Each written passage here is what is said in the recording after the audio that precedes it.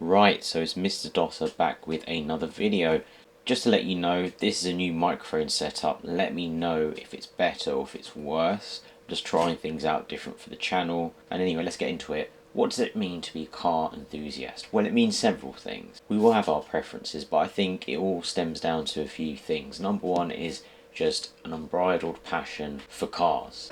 And that stems from different things. We can always call a place home. We always have different platforms for cars, whether it's Car Throttle, Piston Heads, Evo, etc. Traditionally the magazines were the go-to place, however now it's more online. And there's different places that we all enjoy cars, and back in the day we used to really enjoy Top Gear, the likes of Clocks and May and Hammond, and I think things change with time, but I think it's always the willingness to learn and to never stop learning about cars. And it's not necessarily that you have to be handy with a spanner and you need to know everything about differentials and aerodynamics and exactly how a dual clutch transmission works.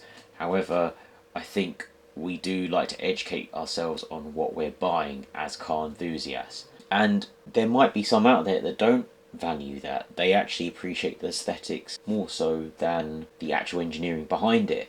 But that is also catered for, and I think that's the thing that's quite unique with the automotive world, and in general being a petrolhead or gearhead, is the diversity within the group. There's always a motivation to live the dream, whatever that dream might be. We all have our different aims, we all have our different things that we strive for, whether it's living out in the sticks in the countryside with a tractor, with a pickup truck, or living in the city with a Porsche 911 Turbo S, or taking an Aventador SV around Harrods, or doing mega miles in a truck or a van. We all have our preferences, but I think it's the fact that we like to share these stories and we're interested in them. For instance, take me for example. There's certain cars I'm not too interested in. However, if you tell me the story behind the car, I'm sucked in. I'm really invested in that story. And I think the same goes for a lot of other people. And the whole idea of community members sharing their stories, builds, photos, it sparks ideas in fellow petrolheads and it gives them something new to work towards. And I think you can see that with the different types of automotive YouTubers out there, whereas perhaps with different hobbies you might find quite a big similarity across that sector. However, in the automotive industry there's everything from custom kits to farming equipment to doing roadsters, tyres, a channel just for tyres. It's lap times, etc., exhaust. There's a whole array of different channels and ideas out there. And I think the different sectors within the car community, whether it's classic cars, prehistoric cars, modern days only, modern day classics, JDM, there's different groups. On Facebook or other places you go on there, there's various groups, there's numerous groups you can join. And I think there's different areas which could make you more of an enthusiast perhaps. I don't necessarily agree with that. For instance, people say, oh, you like manual gearboxes, that's more of an enthusiast thing. However, we do need to appreciate the introduction of a dual clutch transmission has improved fuel economy. It has allowed manufacturers such as Porsche and Ferrari continue making supercars and hypercars. It's allowed us to push the boundaries of engineering to get 700, 800, 900 horsepower cars. Now, whether that's my cup of tea is a different matter, that's a different topic. It might not be. However, I do appreciate the engineering that goes behind those quick gear changes, even though I might not enjoy it as much as a manual. And I think it's really strange because the car is one of those things I don't think is so heavily criticised, both politically, socio-economically. If it's something that's targeted, if you look at every tax debate or budget that they have in the government, they always find a way of targeting motorists every now and then. And it's something that's almost every adult can do, which is drive. And it's amazing how you get such a vast difference between people that see cars as just a machine to get from A to B to people that live and breathe cars. And it's quite interesting to see the different conversations you have with people. And I feel like if you meet someone that talks about cars, whether it's a different area of cars, I feel like you almost have like a small bond with that person, however small it might be. Whether they might be interested in JDM, you might not be. You might only be interested in American muscle cars or prehistoric cars.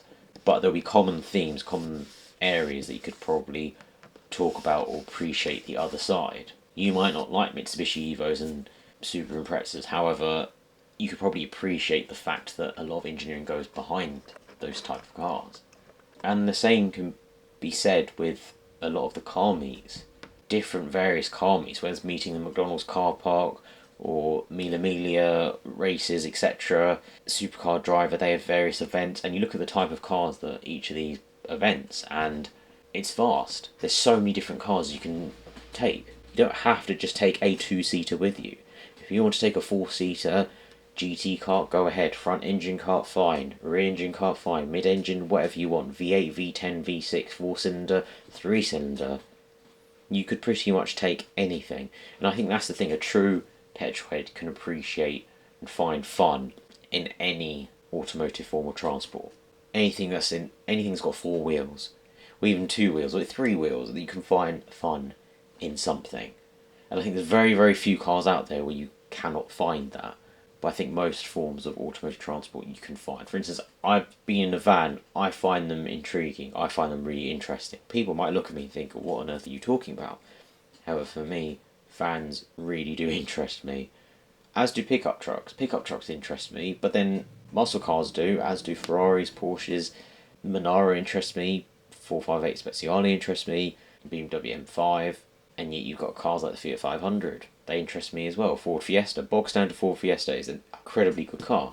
So I think that's what defines an automotive enthusiast, is just someone who has a passion for cars or other motor vehicles, or anything associated with it, whether it's the artistic side or the engineering side, the culture that surrounds them, and just takes great pleasure in enjoying them, appreciating them. They don't necessarily have to go to track days. You don't have to rinse them within an inch of their life.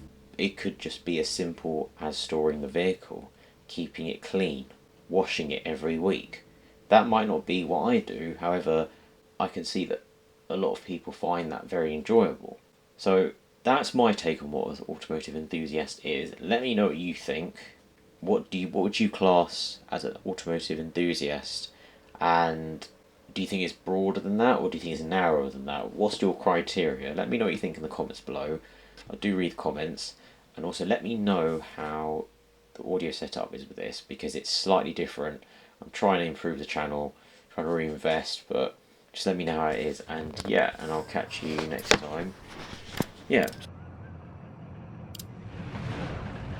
Okay, focus, watch the lights.